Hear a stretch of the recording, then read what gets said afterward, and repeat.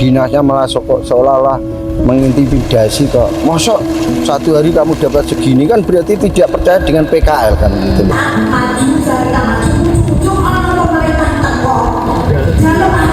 Kita sampaikan, kita bukan anti pajak, kita minta pertanggungjawaban pemerintah Kabupaten Pati. Tapi saat ini anggaran tersebut nggak tahu kemana ya. Pengusaha kecil, PKL dan UMKM yang pendapatannya ya kira-kira kalau dipakai untuk makan, untuk nyekolah kayak anaknya orang cukup, ya tidak dikenakan pajak. Ya, satu, pembatalan pajak untuk UMKM.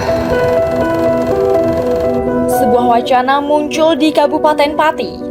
Usaha makanan dan minuman dengan omset lebih dari 6 juta rupiah per bulan berpotensi dikenai pajak 10%. Bagi pemerintah, ini disebut penyesuaian aturan. Namun bagi pedagang kecil, ini adalah ancaman. Gelombang penolakan pun membesar.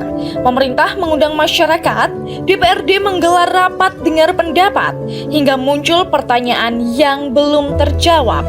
Benarkah aturan ini akan melindungi usaha kecil, ataukah justru menjadi beban baru bagi mereka yang sedang berjuang bertahan?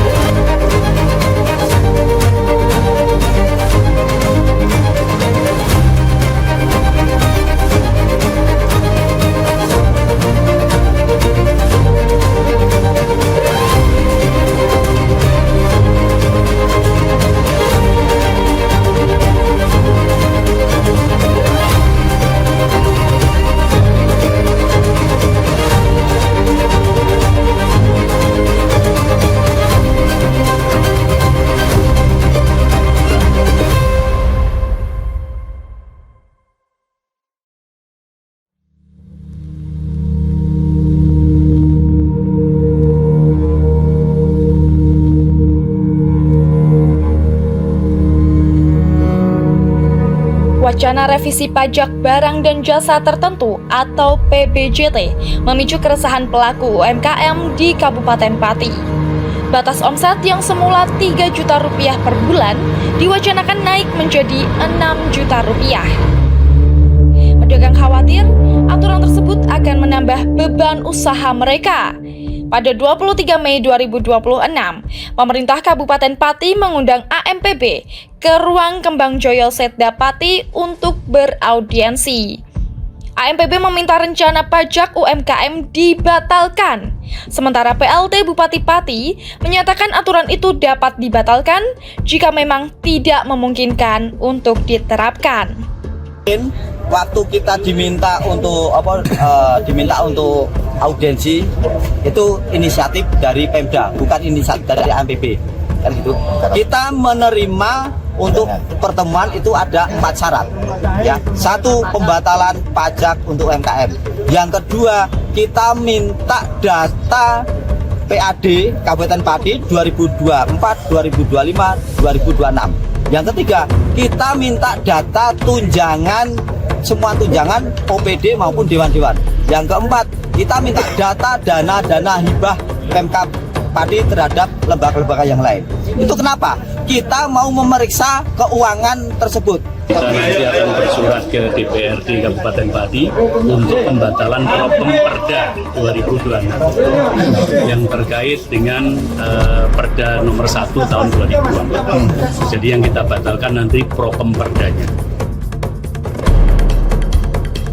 3 hari kemudian, polemik berlanjut dalam rapat dengar pendapat di DPRD Pati.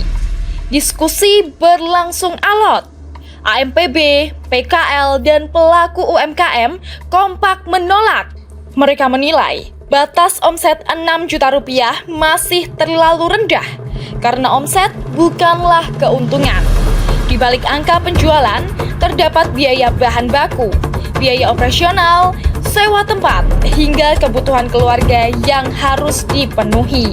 Perwakilan AMPB menegaskan pihaknya tidak anti pajak, namun pajak harus diterapkan secara adil dan tidak membebani rakyat kecil.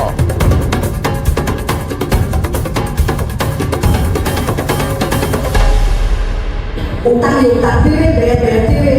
Kenapa kok saat maju kita maju ujung-ujung orang pemerintah teko jalur maju Pak? Jadi jatah kenapa kok saat aku usaha pemerintah usaha mereka datang memberikan modal ibaratnya itu bukan modal apa-apa dari pengembangan usaha kita.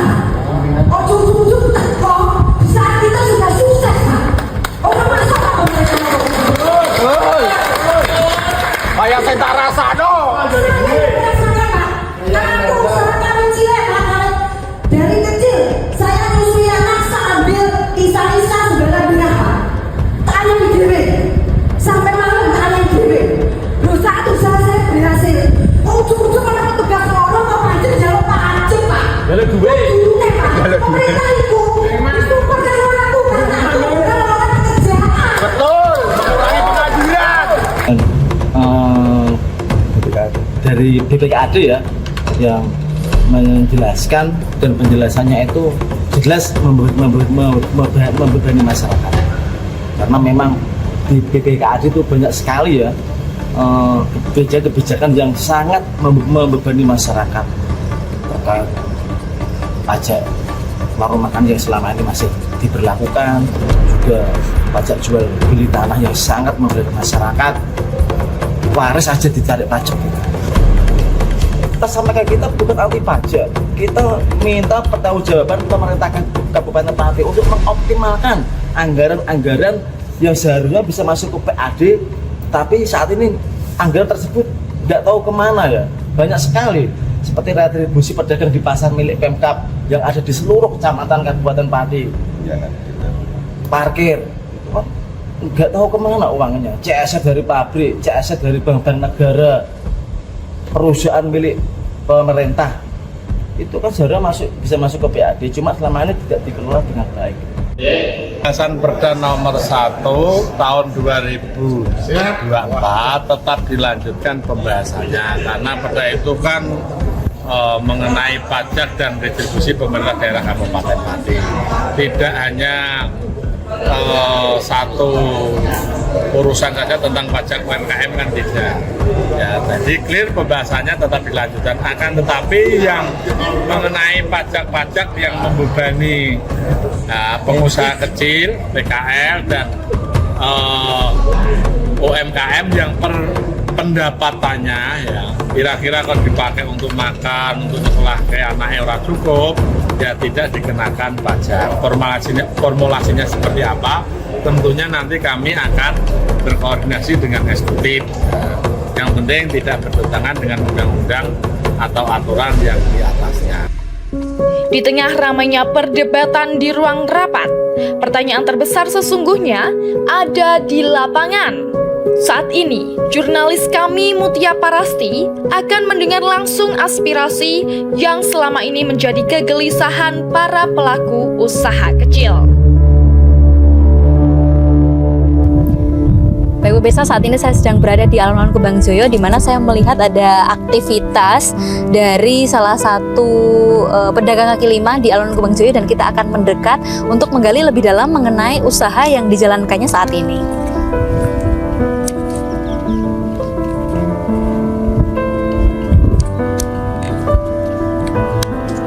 Selamat sore Bapak, saya Mutia, Bapak dari Lingkar TV. Ini dengan Bapak siapa? Bapak Tukul. Bapak Tukul, selaku apa Bapak kalau di sini? Sebagai Ketua Paguyuban PKK. Oh, dari Ketua Paguyubannya ya Bapak. Ini melakukan aktivitas apa Pak di sore hari ini? Ya, itu mainan anak-anak, mobil-mobilan. Persewaan ini ya Pak ya? Persewaan, ya. Pak, ini kan saya ingin menggali lebih dalam mengenai usaha yang dijalani Bapak dan juga tanggapan mengenai pajak UMKM yang saat ini tengah ramai diperbincangkan. Ini izin boleh wawancara lebih dalam dengan Bapak ya? Boleh, monggo. Oke. Dipersilakan. Oke, Pak, mungkin sambil bisa melihat aktivitas di sini Pak, Iya, di iya. alun-alun Kembang Joyo Iya. Pak.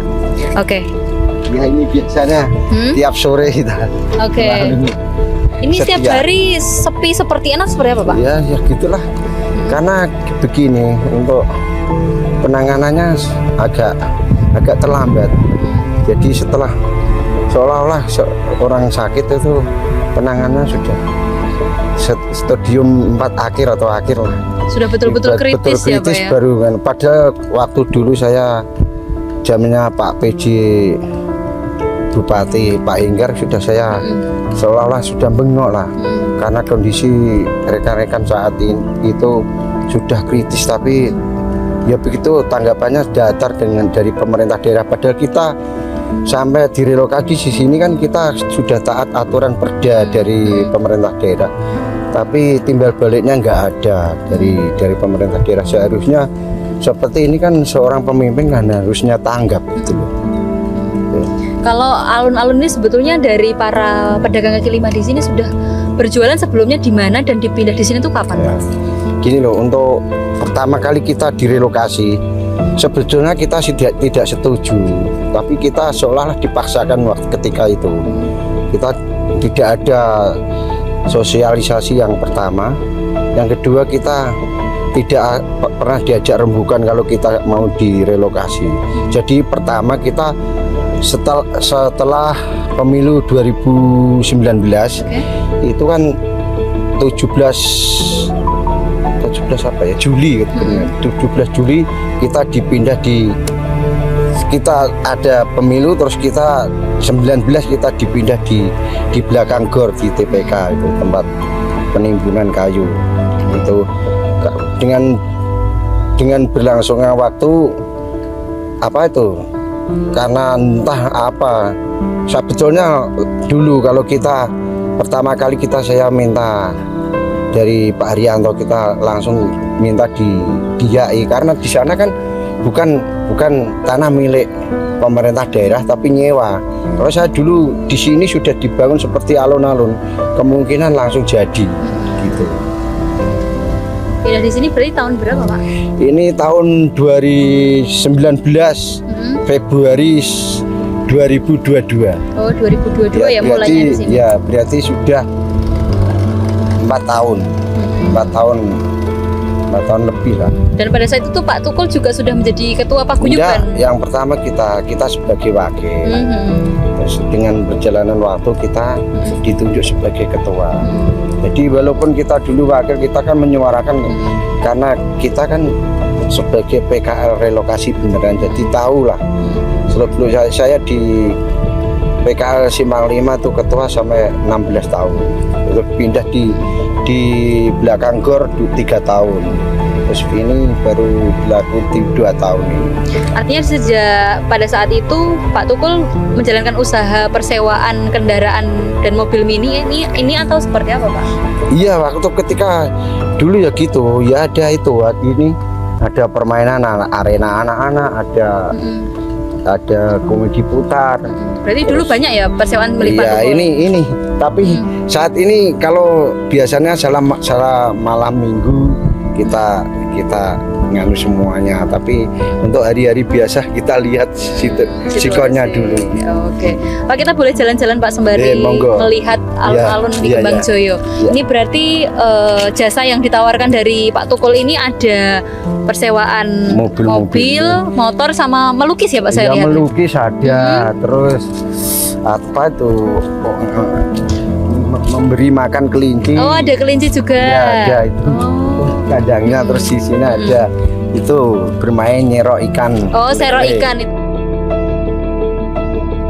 Kita diajak musyawarah di gedung DPR di ruang paripurna DPRD Kabupaten Pati. Memang saya agak menolak karena apa? Tentang pajak PKL dan UMKM itu kurangnya sosialisasi kepada masyarakat, terutama pada PKL dan UMKM. Jadi apa yang dimaksud oleh pemerintah daerah tentang pajak UMKM dan PKL kan belum paham kita.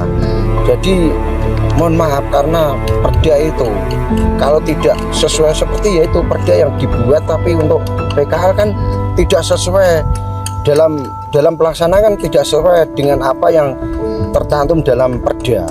Jadi kita menolak karena apa? Banyak rekan-rekan sewaktu kita diundang itu banyak yang ngedol saya.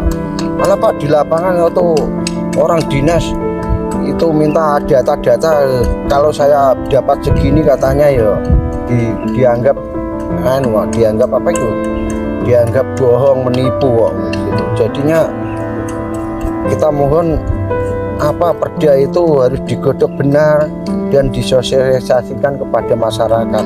Terutama itu perda itu diberlakukan untuk PKL UMKM yang menggunakan fasilitas negara atau bagaimana kan belum jelas. Artinya yang sebelumnya 3 juta menjadi 6 juta itu dinilai memberatkan para PKL, Pak? Ya sebetulnya ya dulu walaupun dalam aturannya 3 juta, tapi waktu ketika dulu itu ada, kalau saya dulu ikut membayar pajak ya di BPKAD itu tidak sesuai gitu, pokoknya kamu dapat berapa tiap hari 1.000 kalau kamu enggak dipotong bagus, jadi dari dinas seolah-olah bermasyarakat. Kalau seandainya ada hujan tidak masuk sampai hari tidak masuk, itu suruh motong sendiri. Kalau dulu saya yang saya, tapi sekarang dengan adanya momok, kalau 6 juta kena 10% itu bagi orang yang tidak tahu kan sebagai momok menyakutkan. Wah, aku untuk 6 juta itu belum atau bersih atau kotor kan belum tahu yang dikenakan. Jadi walaupun 6 juta bersih entah kapan kan pasti kena itu, kena untuk bayar karyawan dan lain sebagainya. Kalau dari PKL di Kembangjoyo ini, Pak, atas revisi yang ini sedang berjalan ini seperti apa, Pak? Ya kita menolaknya karena ya dari sisi usulan dari rekan-rekan PKL Kembangjoyo. Kalau sebelumnya, Pak, sebelum adanya revisi ini sudah ada komunikasi dari pemerintah daerah dengan para PKL dan pelaku UMKM itu belum ada sama sekali. Cuma ya kemarin cuma diundang. Yang kemarin dan setelah itu ya? Yang kemarin di ruang paripurna di PRD itu baru itu, tapi untuk di lapangan belum pernah. Kalau usulan dari para PKL yang ada di Kembangjoyo ini apa saja, Pak? Ya usulannya tadi sudah saya rangkum ada 16, terutama segeralah dibangun alun-alun. Jangan malah sudah Jalan Sudirman itu sudah bagus, malah harusnya kan anggarannya ditaruh di sini. Kalau memang pemerintah daerah benar-benar mau mengentaskan PKL yang direlokasi di sini, bukan malah dialihkan di sana. Dana 14M kalau ditaruh di sini sudah mati bagus, dan perda apa yang diamanatkan oleh perda PKL harus dijalankan benar, jangan tebang pilih. Kasihan yang rekan-rekan yang sudah taat aturan perda sini. Berterima kasih pada pemerintah Pak Chandra, karena ketika saya minta ada Car Free Day yang ada di sini untuk genap di sini minggu genap atau minggu kedua dan keempat. Nek masih 10 juta kemungkinan masih banyak yang keberatan ya. Nek kalau 15 juta itu kemungkinan PKL dan UMKM yang seperti saya kok kita tidak keberatan karena kemungkinan tidak bisa kena. Kalau masih diambang di 10 jutaan kelihatannya kok. Karena apa? Karena petugas di lapangan itu beda dengan aturan perda. Ya di lapangan itu tadi banyak rekan-rekan yang nelpon saya, malah Pak wong di lapangan itu dinasnya malah seolah-olah mengintimidasi kok gitu. Jadi ini seolah-olah mosok 1 hari kamu dapat segini, kan berarti tidak percaya dengan PKL kan gitu. Harapannya kepada pemerintah daerah mengenai ini yang sedang dirembuk revisi pajak barang jasa-jasa tertentu ini seperti apa, Pak? Ya kita jangan tergesa-gesa dulu lah, digodok dan disosialisasikan kepada masyarakat semua. Jadi tahu. Kalau kemarin kan nggak tahu, cuma tahunya kan cuma batasan 6 juta kena pajak 10%. Tapi yang kena itu siapa saja? Apa orang yang di kampung berjualan di rumahnya sendiri terkena atau gimana kan nggak tahu. Jadi yang itu pajak itu yang dikenai itu cuma PKL yang menempati ruang publik atau ruang pemerintah atau dipidana kan belum jelas. Jadinya ini banyak warga terutama di kampung tuh banyak yang menanyakan. Dan perda itu berlaku untuk seluruh kabupaten apa untuk perkotaan saja kan tidak ada sama sekali. Itulah yang kelemahannya dari perda PKL. Masyarakat belum tahu tapi sudah ada yang bisa ditonjolkan kan 6 juta dapat pajak 10% itu aja. Siap, terima kasih Bapak Tukul sudah menyuarakan aspirasinya. Kita doakan bersama nanti pemerintah dapat memberikan kebijakan yang berpihak kepada teman-teman PKL. Amin, Seperti amin. itu, Bapak. Ya, terutama yang PKL direlokasi. Direlokasi, ya. Terima kasih. Bisa dilanjutkan Bapak, terima kasih Ya, atas ya, ya. waktunya. Amin, amin. Oke. Nah itu tadi pemirsa salah satu suara dari Ketua Paguyuban PKL di Kebangjoyo, dan nantinya juga kita akan berdialog juga dengan sejumlah para pelaku usaha atau PKL yang ada di Alun Kebangjoyo.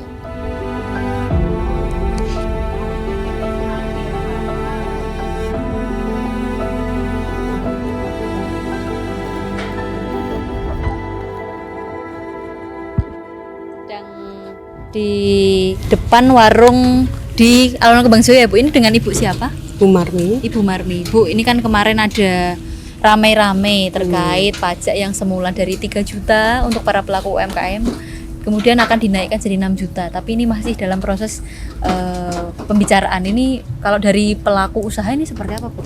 Ya menurut saya nggak setuju. Memangnya papanya baru kayak gini Mbak, Kondisinya ya, ya. kondisi kan baru kayak gini, lahannya ya juga sepi.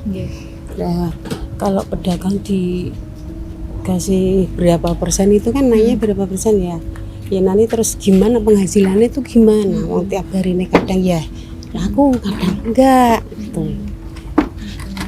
Jadi ya kayak gini kan kadang-kadang Mbak, istilahnya kalau ada pengunjung mampir beli jajan istilahnya kita layani, tapi nek misalnya sepi terus gimana lagi, kita kan makanan matang istilahnya.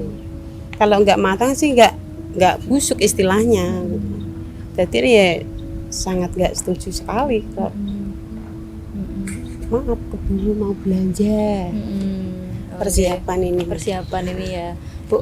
Sedikit kalau omset ketika masa-masa seperti ini berapa Bu? Kisaran? Ya kalau nek misalnya habis ya lumayan Mbak. Berapa Bu? Tapi kayak ya sekitar komplit ya, kotor ya. Kotor itu kadang ya 400, kadang ya lebih, kadang ya nol sama sekali. Nggih, ya juga sama mainan gitu kalau ada pengunjung. Mampir ya ada, tapi kalau nggak ada juga zong sama sekali. Biasanya berapa Bu? Kalau di sini kalau sepi sama kalau ramai ada berapa pengunjung? Ya kira-kira ya. Kalau saya Mbak, Ya. kalau sini tuh porsinya ya lumayan murah, wong cuma satu porsi 5.000, tapi kan ya terjangkau. Ya lumayan, kadang ya ada 30-an pengunjung lebih masuk sini, kadang ya lebih. Ya gitulah namanya juga pedagang kecil. Oke. Bu, harapannya Bu dengan adanya revisi ini seperti apa Bu bagi pemerintah daerah? Ya mudah-mudahan ini juga lahannya ini tengah bilangnya mau dibangun. Ya semoga aja ya cepat kembali lagi ke semula rame, biar pengunjung banyak gitu loh Mbak. Harapannya pedagang sini ya gitu. Mintanya ya banyak pengunjung masuk sini. Gitu aja, mudah-mudahan. Oke, biar tetap rame dan juga bisa melanjutkan Oke, roda perekonomiannya Bu ya. Lah wong pedagang aja pada kabur semua. Kalau ini Ibu memilih bertahan di sini karena apa? Kalau saya bertahan sini ya gini Mbak, kita jualan itu ya pertama kali agak murah, enak, ramah, Dikenal. pedagangnya itu buat pengunjung itu nyaman. Itu kayak misalnya sekali masuk dikasih harga segini, nanti terus cuma satu kali masuk, berikutnya ya. Tapi nek kalau sebelah sini tuh kelihatannya ya lumayan. Tapi ya gimana lah, sepi, lagi sepi.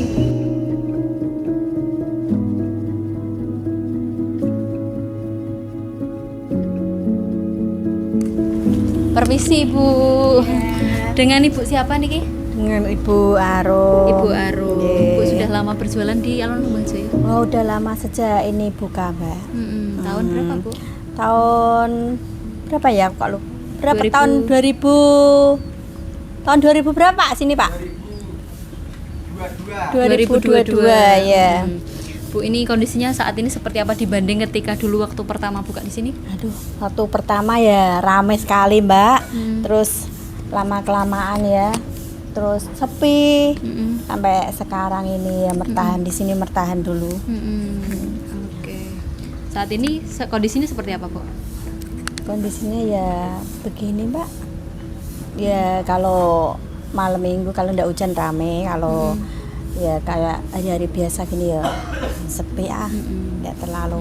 Kalau menurut saya ya gimana ya Mbak, keadaannya masih kayak gini, kayak sudah rame gitu ya.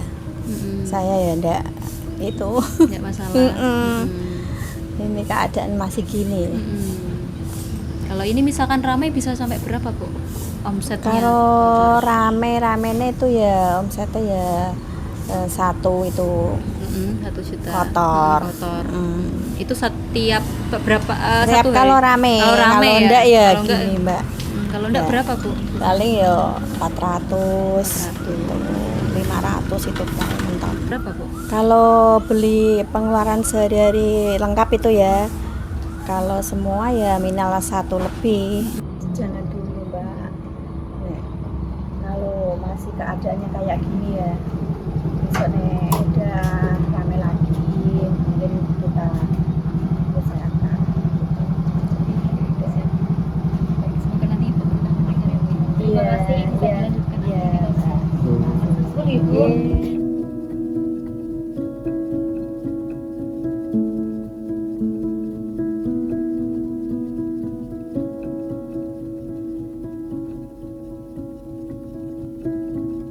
Ya khawatir sekali ya Mbak ya, karena semuanya sudah serba naik.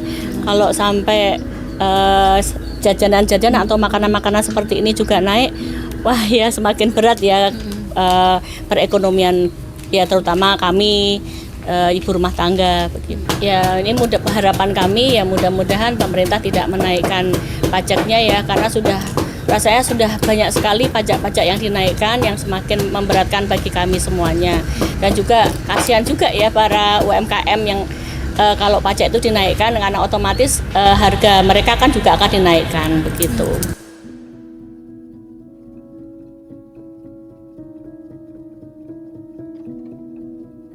Hingga kini, pembahasan revisi PBJT masih terus berjalan.